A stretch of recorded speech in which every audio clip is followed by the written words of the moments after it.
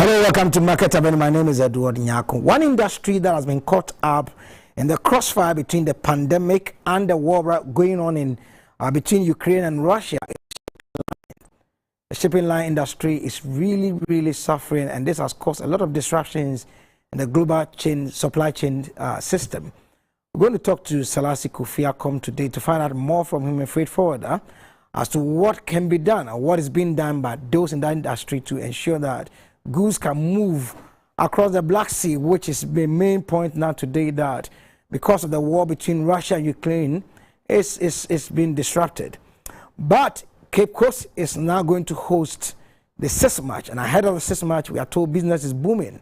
Restaurants and hotels are making good money there. Our correspondent, Casey Nanabori, is standing by to talk to us about that. But before we continue, let's speak the biz language, and then we'll go to the stock market to look at how the week wrapped up on the Accra Bulls.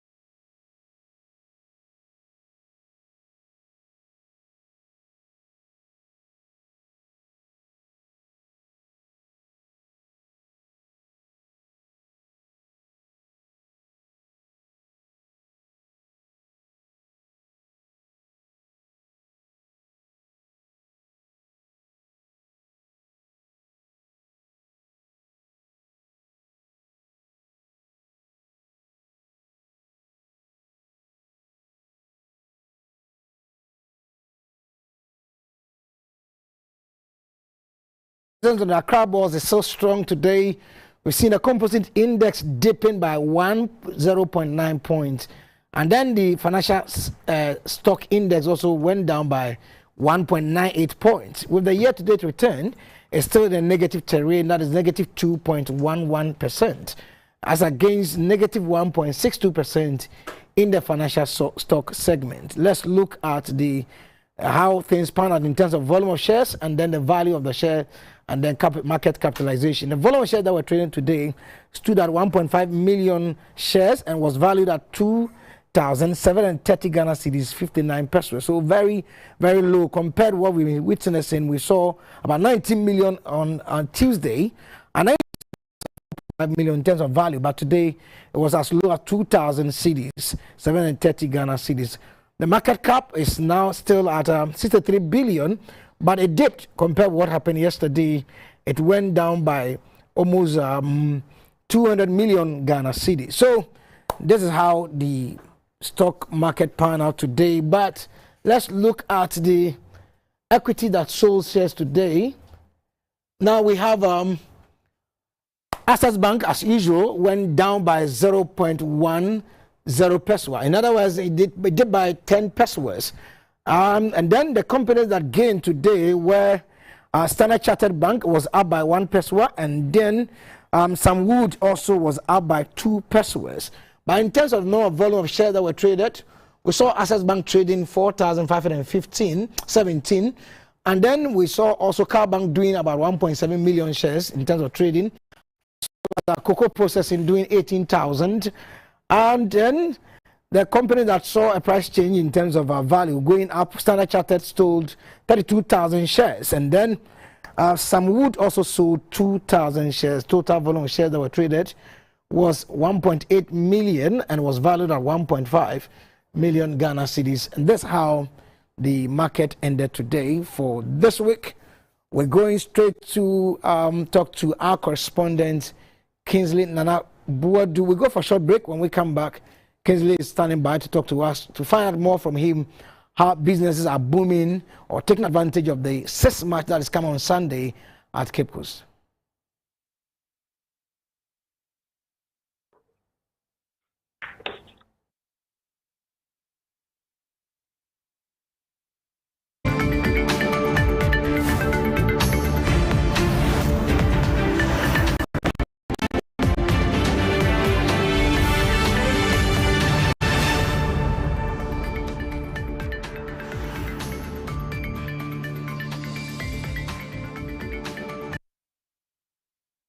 Hello, welcome back. We have our correspondent Kingsley Broadu on the line to talk to us about how businesses have taken advantage of the 6 March that is coming in the Cape Coast.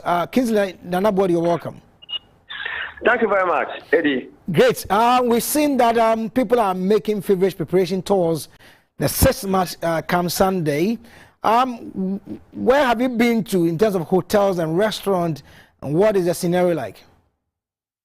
Well, thank you very much, and good evening to our viewers. And like you rightly indicated, the traffic is in Cape Coast, and of course, Ghana and the world have moved to Cape Coast as I speak with you. Throughout the week, the city has been by way of preparation towards the big event on Sunday. Looking at the business side of it, I can tell you that if you are coming from Kumasi, Accra, wherever, maybe to witness the occasion probably on Sunday, then I will tell you that perhaps you may not get accommodation here, probably in Cape Coast. But of course, there are other cities and communities around that. Now the extension, that's the spillover, we are moving our visitors there. Every hotel in Cape Coast, I can tell you, that is booked because of the big event. So people are now moving towards Bedrock Hotel around Anomabo and the Mina and those areas. Even guest houses that perhaps people were not really patronizing, they are all full. And we were finding out their capacity in terms of the caliber of people that are coming to town, whether they will be able to, of course, entertain them, give them the whatever they need by way of their facilities. And we are told that even those small lodges and guest houses, they are making arrangements with some big restaurant in town by way of maybe feeding and all of that. So you can lodge there, then they place order in terms of food from other big restaurants around. So this should paint a picture how busy and how whatever the city of Cape Coast have become just because of the event, that's the 65th Independent Anniversary, which is being hosted here. All right. Finally, there was a Central Regional Investment Forum failed today. What are some of the things that came out? Some of the things that came out of the meeting today. Well, it was quite impressive. Last week there was another one, and this one we have the Central Regional Industrialization Drive, and it's also an investment forum. And this was targeting especially the young students, of course, and the young entrepreneurs. It was hosted at the University of Cape Coast campus, and the idea was to imbibe in the students the need for they themselves to create their own businesses when they complete school and put some entrepreneurship ideas in them and the opportunities that are bound in the region. So there were financial institutions like ADB, there's almost all the financial institutions around, and we had some of the companies that are also thriving in Cape Coast, like the Eku Juice, like the Kofi Fruit and Juices. They were all here to share their experiences and what these young people need to do to, of course, sustain whatever they are doing. It was quite interesting. And when you listen to the speaker spoke about the investment opportunities that we have in the region.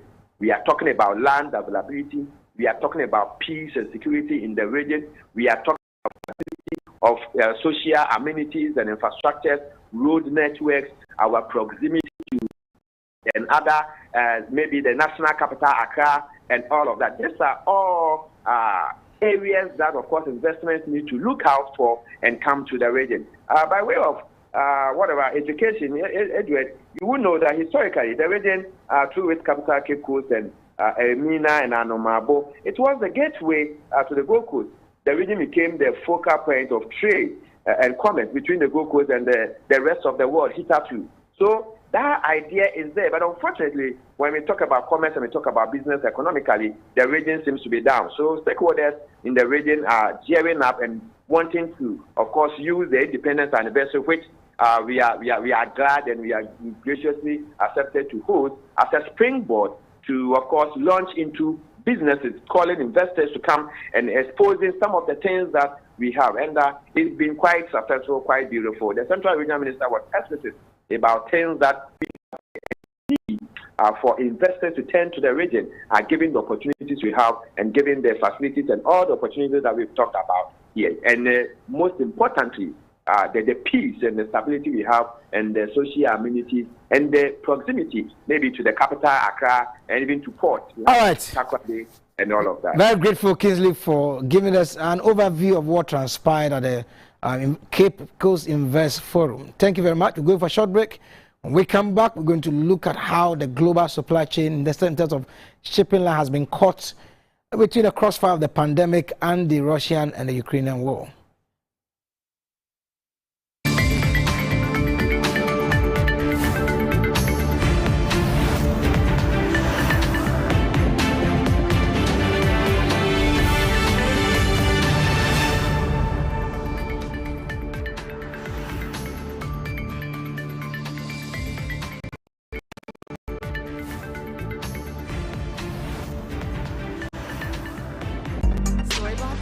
Get ready.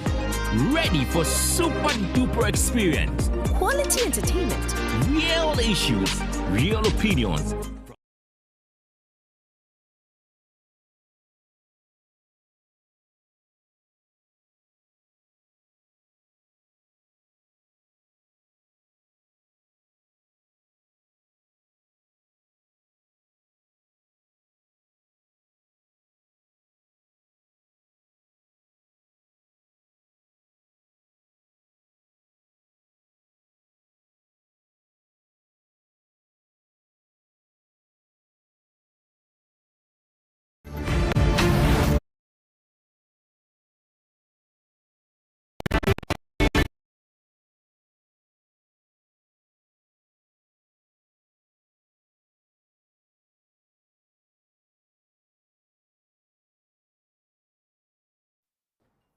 Welcome back to Market Avenue. With me in the studio is Salasi Kofiakom, the CEO of Gifted Ghana. You're welcome. Thank you very much. Great. It's very interesting that I call the shipping industry more or less the heartbeat of global supply chain, as we caught between the crossfire of the pandemic and the Russia-Ukrainian war. What are some of the things that are coming up as a result of these? I mean, very good evening to your distinguished viewers, and indeed, it's always an honor to be here on this platform. This is home, I call it always. So when your call comes, wherever we are, we have to make it a must to be here for your viewers. I mean, it is obviously more woes for global companies trying to juxtapose the already deplorable effects of the pandemic to what is happening in Ukraine and then Russia. I mean, you rightly call it within the spiritual realm the birth pain, or the pain birth. And so critically, we can't undermine these two. What has happened over the last 2.5 years with the pandemic is still fresh on our minds, and that is not gone yet. Economics are still scrabbling and rumbling to get along. Citizens all over the world are embarking on demonstration to call for better way of living in life, better situations. It has left economies and governments across the world. Then, what has happened a week ago, where Russia had decided to deter what they call oppressors' rule within their region by not allowing NATO to have a permanent display of power and bravado within the USSR. And so they feel threatened. It's a legitimate threat, actually, if you want to look at it critically. Let's put all the innuendos around aside. It's a legitimate threat. When your neighbor is aggressively wanting to establish a permanent base. I mean, when the AFRICOM issue started here in Africa, when Americans wanted to establish a military command in Africa, I mean, there was a great resistance by most well-meaning Africans. Understand? Because we felt threatened. We felt that the base was going to be used to monitor and further run low our various military establishments and easily oppressors in that sense. It's the same thing Russia is feeling. However, the process of halting this whole issue is causing some civilian casualties, number one. Is causing, number two, global trade to a halt, which is further going to cause excessive hardship with some relevant commodities that drives every economy globally. And what am I trying to drive at? Crude oil, gas, wheat, hydrocarbon, metal. These are commodities that drives every economy that Russia has. But if you check the export index of Russia to the rest of the world, it's a big deal. A big deal, yeah. Okay, that is not all. For shipping lines, movement of cargo here and there, Russia sits at the middle of connecting Europe and Asia. And Africa sources from Asia. You get a drift? Yeah, I see. It's a huge issue that is happening currently between Russia and the Ukraine. And we are already feeling the pinch. That crude oil barrel today is 113, and some of us anticipate it to jump to 120 in the coming days. And these are the reality that is further going to compound on the already existing hardship that the pandemic had brought to the global economy. Now, let me, not to cut you, prior to the pandemic, you are in the shipping business.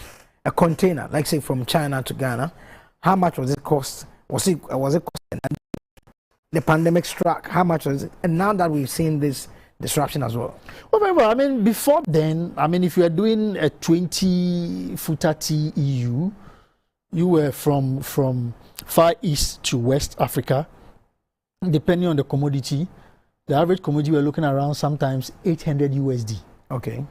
Per freight. Okay. Fast forward to pandemic, we're looking about some 20,000 USD on some commodities. Wow. From 800 for 20-footer TEU. Wow, that's massive. Massive escalation because of the downturn. Vessels were not moving,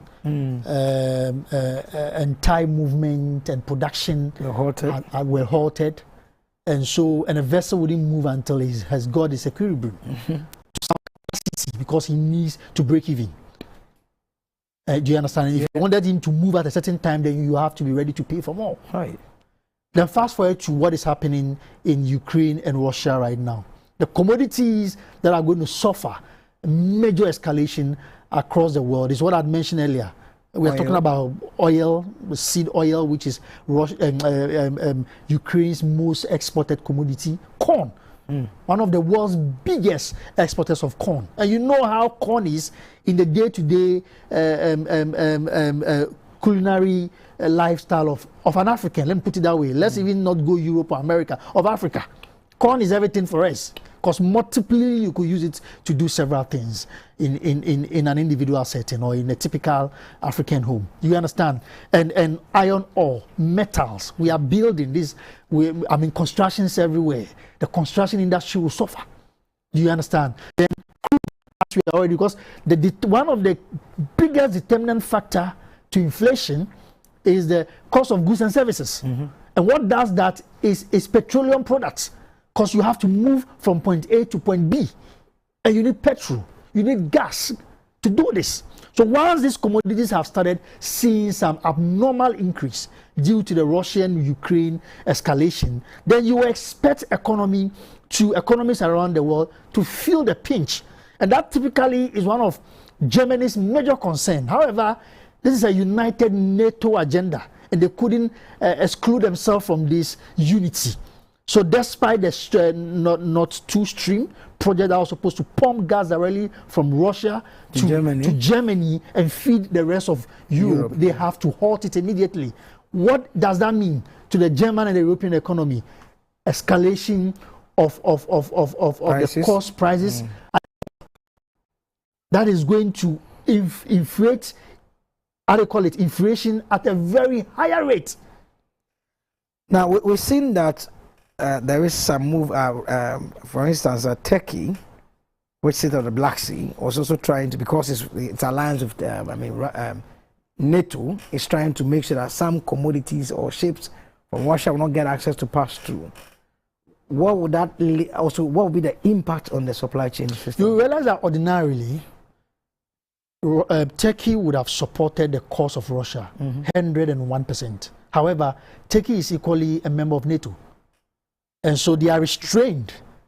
So looking at the situation, for Turkey, they would have to play a level field to make sure that the disruption that is going to happen, or that has been happening around the Black Sea Basin, which is one of the most important straits within global supply chain sector, should be regulated in order to safeguard the disruption in Russia that also sit at the other end of the Black Sea Basin. Because I mean, when you look at the Caspian Sea Basin, there are literally about 5 important basins that Russia sits on. The North Arctic Sea Basin, you want to look at the Black Sea Basin, and next to the Caspian, as I mentioned earlier, is also right there, the Baltic Sea Basin.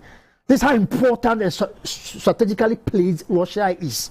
So the disruption is going to be very enormous. And so Turkey's idea to help support and regulate this is a call in the right direction, but actually is not going to have a bigger impact. For instance, we are told that bread, as I talked to you today, in Egypt, has seen a sharp escalation. Bread. Wow. Common the wheat. Because of the wheat from both Russia and Ukraine. So just two countries in the global supply chain system decide to cough, and far back as up Africa, which is Egypt, is already suffering from that cough. These are all indications that there is a serious problem at hand, just opposing that to what the pandemic had already caused. Now, if you are in the shipping line again, so if you look at what you're talking about, the Caspian Sea, the Baltic Sea, and the Black Sea, can shipping lines try to maybe go around it if there are disturbances in that part of the world?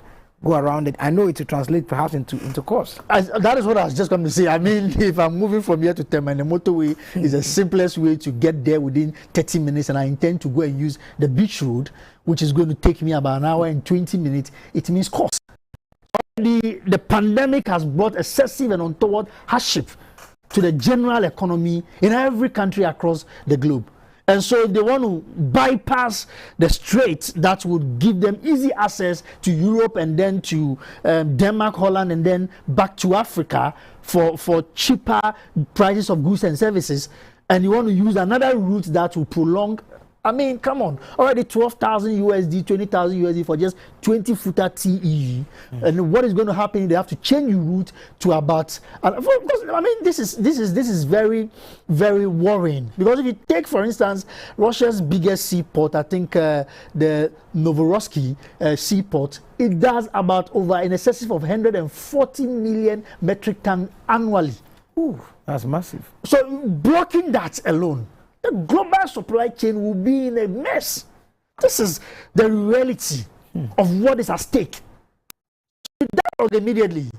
And Russia knows this. They know the world will come crippling.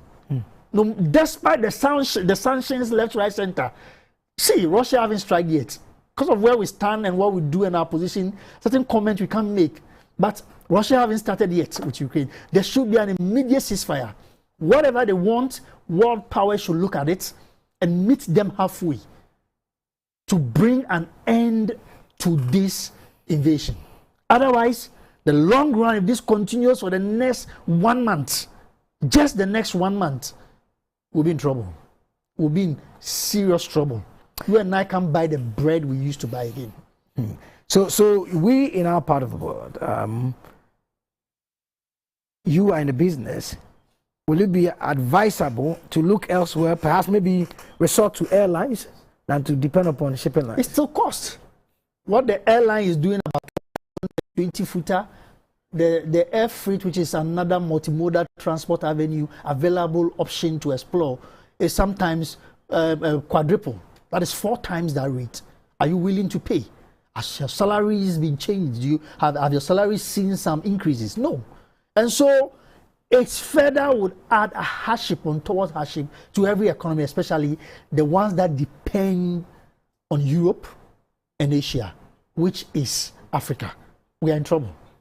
We are in big trouble. We can't pay for freight. Once we can't pay for freight, we can't pay for commodities. Once we can't pay for commodities, we can't feed ourselves. That is the reality. Now you guys be in terms of impact on jobs. You guys are in the freight business. Jobs are losing. People are losing jobs. People are losing jobs. Industries are folding. Service providers are folding up, cutting jobs left, right, center. So once again, extra hardship on the economy due to unemployment rate, and so everybody is in danger. Everybody is in high alert. Even if you're a magician at this era, you can't do the calculation in your home. It will not work. In your jobs, it will not work. Everybody is in danger. Everybody is feeling the pinch. And so when I see some few stakeholders that try to make politics out of these serious economic issues, I get worried. I get worried and I get worried because this is beyond any economy, any economic manager or managers. This is a global catastrophe. And every citizen must be alert. All right. Thank you very much, Selassie, for your time in the studio. We'll be looking at when supply chains get disrupted. That is in terms of shipping lines caught in between the pandemic and the war between Russia and Ukraine. What will be the ramifications on our part of the world? Wrap up Market Avenue for this week. My name is Edward Nyakom. My guest was Selassie Kofi Akom. Great to have you in the studio. Likewise. Shalom. Yeah.